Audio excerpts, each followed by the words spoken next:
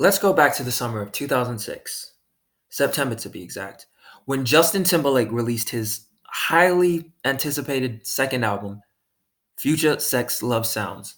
It was around this time that Timbaland would seek after Britney Spears to work with her and Justin Timberlake on a next album. Now, this production duo seemed super left field and would seem a little out of pocket considering the fact that Britney and Justin Timberlake had dated. But in terms of sonics, it wouldn't seem too far-fetched because Britney Spears was exploring hip hop and R&B on albums such as Britney and In the Zone and even certain areas of Oops I Did It Again when it comes to the certain drums on Oops I Did It Again, the title track, and What You See Is What You Get, and certain vocal melodies that would take heavily from hip hop and R&B from that era, specifically productions from Timbaland that would involve Aaliyah. But back to the case at hand, Blackout. Now, Britney Spears chose to work with Danger, who was an in-house producer for Timbaland, and the two of them would create this masterwork, which came out around 2007 in one of the most publicly scrutinized years for Britney Spears, when she was amidst a lot of media controversy, two kids, or maybe one, I may be wrong, and it seemed like hell for Britney Spears. She decided to take a complete left turn and work with Danger and the Neptunes, to be exact. And, more contemporary people like Sean Garrett, who produced a lot for people like Chris Brown and other R&B artists. That's the only artist that I can name off top, just being real. And it was this album, I feel, me personally, that has shaped a lot of current music to date. Now, one song that I will study is Freak Show.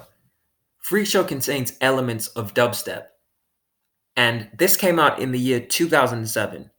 And correct me if I'm wrong, dubstep didn't really take off until around 2010, 2011, 2012, when I remember just speaking solely of intuition, to be exact.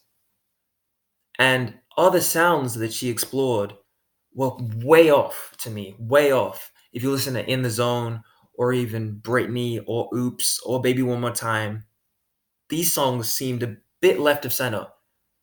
The songs I'm speaking of are Heaven on Earth, a song that is heavily inspired to me about by I Feel Love by Donna Summer, a 1977 classic which would take the world by storm, produced by Italian disco producer Giorgio Moroder, who influenced Daft Punk, who are amazing, I will say. But the real challenge I feel, and the real part of Blackout that I love the most, is the fact that Britney was able to focus all of her R&B influenced work and really refine it and make something so special on songs like Get Naked and Hot as Ice when she worked with T-Pain, my mistake, when she worked with T-Pain. Now, these R&B songs, if you listen carefully, aren't too far-fetched. If you listen to Britney or In the Zone, she'd been experimenting with these sounds earlier on, but it wasn't until Blackout that she focused these ideas and made something so amazing. A fusion of her pop melodies and her knowledge of ballads would provide heavily to these R&B songs that were based around feeling. And I feel like this is why Britney Spears made this genre work. Because if you listen to Oops, I Did It Again, she makes songs like Dear Diary, and even though I don't like it, When Your Eyes Say It, and Cinderella, all of these songs relied heavily on feeling. So it seemed like a match made in heaven. Britney Spears and R&B, soul, or urban pop, whatever you want to call it. I'd say R&B. It was a match made in heaven. Britney's energy, the feeling, the anger she was feeling at the time, that she was able to put in songs like Piece of Me and Why Should I Be Sad, produced by Pharrell and Chad Hugo of the Neptunes.